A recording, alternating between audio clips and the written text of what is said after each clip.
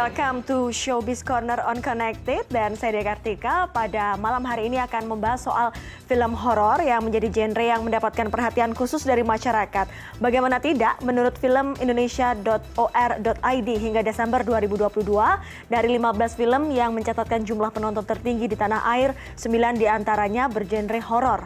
Apakah hal tersebut yang melatar belakangi Perum Produksi Film Negara dan Zaman Studio untuk memproduksi film berjudul Anak Titipan Setan yang tadi sudah kita lihat sebelumnya? Sudah bergabung di studio pemeran film Anak Titipan Setan, Gisela Anastasia. Halo, selamat malam Kak Gisel. Apa kabar?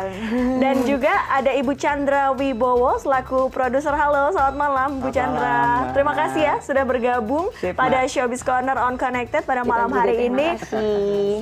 Tadi kita sudah lihat sepotong kira-kira 1 menit lah ya trailer dari film yang dibintangi oleh Kak Gisel. Tapi saya mau ke Bu Chandra dulu. Bu Chandra, tadi sebelumnya saya udah jelasin bahwa dari 15 film dengan jumlah penonton terbanyak, 9 diantaranya film horor. Apakah dari riset itu kemudian Perum PFN menjadikan menjadi sebuah semangat akhirnya oke, kita akan memproduksi sebuah film yang genrenya horor? Iya, sebenarnya yang jadi masalah adalah satu, faktanya memang dari data, dari riset, dari analitik data itu sendiri, horor itu memang menjadi film tertinggi.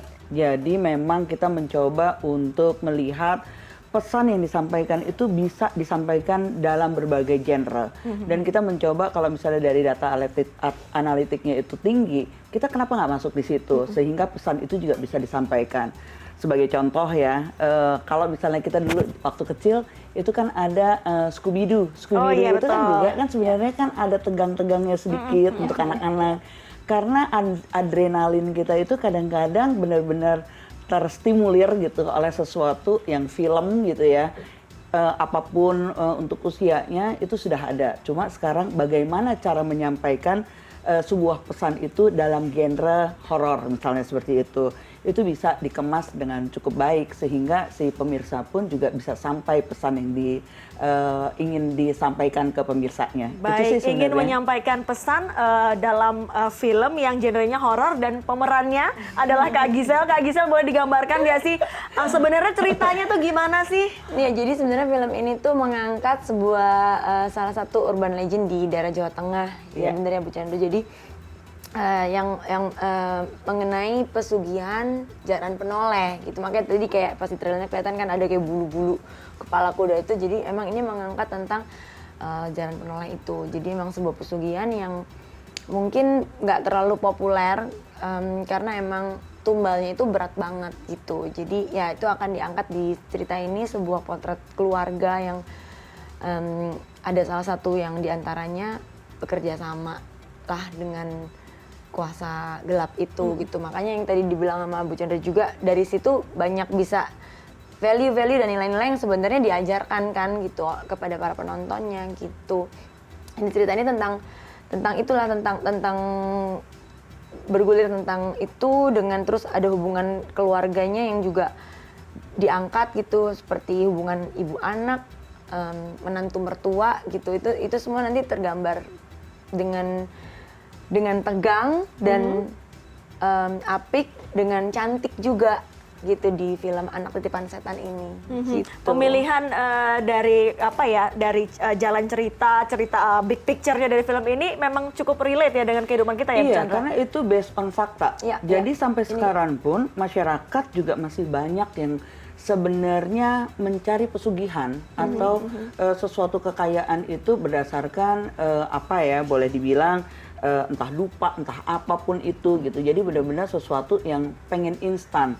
Jadi dia pengen kaya, usahanya pengen cepat laku, dan mungkin dia benar-benar itu sampai sekarang terjadi gitu. Dan kita mencoba untuk memberikan pesan bahwa kalau kalian ingin melakukan sesuatu dengan cara seperti itu gitu, yang menjadi korbannya itu adalah anggota keluarganya. Ya, mungkin kita mencoba benar sih, lebih tepatnya kayak kalau kita meminta sesuatu bukan kepada yang maha kuasa, pasti ada embel-embelnya lah gitu. Pasti apapun ada itu harga ya, yang dibayar ada ya, dibayar betul, gitu, apapun betul. nanti tergantung perjanjiannya gitu. Kak Gisel ini kan kalau koreksi kalau saya salah, tapi ini film horor pertama Kak Gisel. Iya, bener. Kenapa Horor akhirnya pertama. oke deh, nggak apa-apa saya main film horor gitu. Kenapa enggak, Ci? Tapi karena emang aku ini orangnya pengen banget belajar gitu. Acting kan emang dunia aku, bukan dunia aslinya aku gitu. Itu aja udah belajar terus ke horor lagi gitu. Jadi kayak double gitu, seneng banget pastinya. Terus apalagi disutradarai kan oleh Mas Erwin Arnada gitu, kita udah tahu sendiri film-filmnya. Terus baca sinopsisnya juga, wah menarik nih gitu, karena aku tuh orangnya sangat tertarik sama sesuatu yang ada historinya gitu. Makanya dari Penoleh ini kan emang beneran ada di masyarakat Jawa Tengah, jadi kayak penasaran sama sebenarnya tuh gimana gitu. Dan ya terus pemain-pemainnya juga pada udah jago-jago gitu, jadi Gisel bisa banyak belajar. Ada Cek Ingrid, ada Manisa Hertami gitu, terus sama ya salah satunya ya karena yang memprodusernya juga ada PFN-nya, Bu Chandra. Jadi aku merasa, wah ini pasti something, ini it must be something, aku mesti main. Bu Chandra gimana? Kak Gisel kemarin Iya. nunggu jawaban lama nggak? Akhirnya oke Langsung mau. sekejap ya. Jadi sebenarnya Kalau ini lama mah nyalainnya nggak kayak di depan. Jadi sebenarnya ini adalah sebuah film pertama yang sebenarnya PFN saat ini sudah bertransformasi, tidak boleh memproduksi lagi, tapi Oh, iya, membiayai, mendanai. sebuah film yang memang diproduksi oleh Zaman Studio, misalnya seperti itu ya. Jadi saat ini begitu kita mempunyai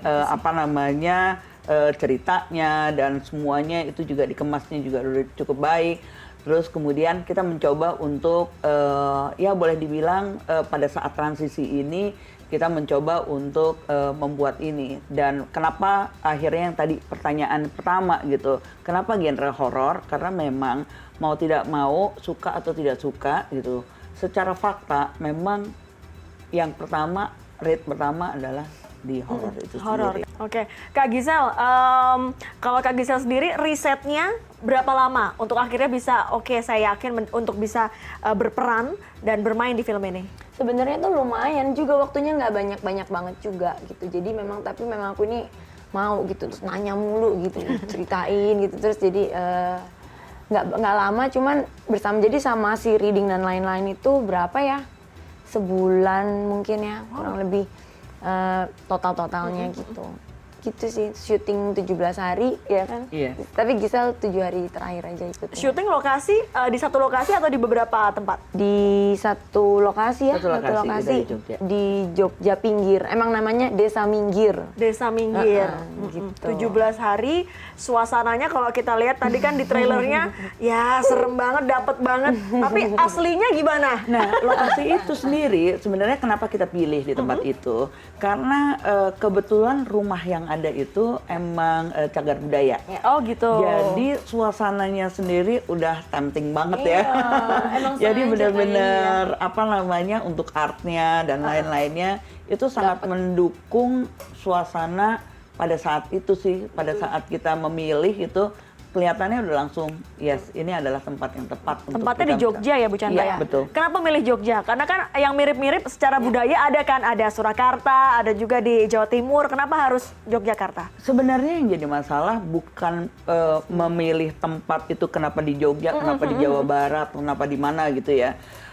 Dari lingkungannya, terus kemudian bangunannya yang sudah ada di situ, itu benar-benar mendekati realita yang ada pada saat kenyataan ini. Ini kan sebenarnya based on fakta ya, true event.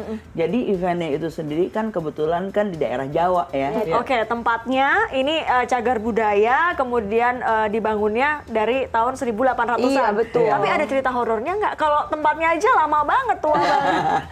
Udah pasti, maksud sama syuting nih, sama syuting. ada aja, udah pasti ada. Cuman emang kebetulan untung bukan aku, karena aku gitu? emang penakut banget. Kayaknya orang yang sensitif begitu kayak dipilih-pilih juga ya. Tapi banyak ceritanya gitu. Salah satunya yang tadi kita lagi rumpiin pas trailernya main. Jadi pemain kita yang memerankan sebagai Jaran Penoleh ini pingsan. Kita pikir karena kurang oksigen atau kepanasan, karena itunya kostumnya berat. Ternyata pas bangun-bangun dia cerita ya, kalau dia melihat sosok Ki Jaran Penoleh itu sendiri di hadapan dia gitu, sih langsung kayak blek. langsung pingsan ternyata karena melihat reelnya. Iya gitu salah satunya. Banyak cerita lain sampai ada anak kecil yang meranin jadi salah satu anak setan yang di situ nggak bisa syuting karena dia nangis terus karena ketakutan di salah satu adegan yang memang serem banget. Yang jadi dia bilangnya tuh di sebelah tuh kayak ada di sebelahnya Mbak Anissa Hertami yang sedang memerankan itu ada anak-anak kecil juga gitu. Oh, gitu. Sampai dia nangis, Bu Chandra tuh. Terus dia sama Mas Erwin ya udah deh kamu nggak usah syuting dulu yang ini, diakalin gitu sama Mas Erwin. Tapi overall semuanya berjalan dengan lancar. 17 hari adalah waktu yang cukup cepat untuk membuat film ya. Ya lancar sih puji Tuhan. Lancar. Bu Chandra, ini kan kalau Perum PFN ini kan mendanai sebuah film. Seperti apa proyeksi ke depannya? Apakah sudah ada proyek-proyek yang lain yang mungkin sudah direncanakan? Betul. Anak kutipan setan 2, Mbak. Oh iya. Oh langsung ditagih di sini. Iya. Dipalak. Sebenarnya memang kita berencana seperti itu. Idealnya akan seperti itu, tapi memang di 2023 kita mencoba untuk membuat skema-skema tertentu untuk kita mencoba running, tapi memang kita coba dengan yang sekarang ini apa sih yang kita bisa lakukan dan itu bisa menjadi contoh untuk kedepannya bahwa kita sebenarnya bisa loh gitu. Nah, cuma nanti ke depan memang ada beberapa skema yang kita perlu pilih. Salah satunya adalah matching fund. Matching fund itu suatu skema yang sebenarnya kita mendanai tapi tidak penuh. Tapi si production house harus memiliki fund juga untuk bisa ada di situ di proyek itu. Kenapa? Karena dalam financing ini ujung-ujungnya harus BEP kan sebenarnya. Jadi mencoba untuk membuat production house itu berpikir secara skala bisnis, terlepas bahwa isi film yang diproduksi itu mempunyai value yang tinggi, baik itu terhadap kebudayaan atau apapun itu namanya, tapi kita harus memikirkan secara komersialnya. Jadi matchingnya itu juga kita harus pikirkan juga gitu. Jadi kalau tidak semata-mata. Kalau dari genre sendiri horor tentu punya peminat yang besar begitu. Genre lain mungkin Pak Evan kalau mau mendanai yang seperti apa? Justru sebenarnya genre ini kita mencoba di awal ya. Yang berikutnya itu terbuka untuk semua genre. Jadi itu akan kita lihat semuanya sih. Baik, tentunya ini memanggil semua anak bangsa, anak-anak muda yang mungkin ingin berkarya juga. Kak Gisel, apalagi ini yang pertama, film horor yang pertama, apakah sudah ada tawaran mungkin horor lagi yang lain? Belum kok Mbak, tapi ditunggu loh Ci. Baik, sukses. Semoga film ini bisa juga memberikan selain pengetahuan soal budaya, tapi juga nilai-nilai baik ke masyarakat. Terima kasih Kak Gisel dan Ibu Chandra sudah bergabung di Showbiz Corner pada malam hari ini. Dan sekian Showbiz Corner kita minggu ini, kita akan bertemu lagi di Showbiz Corner pekan depan.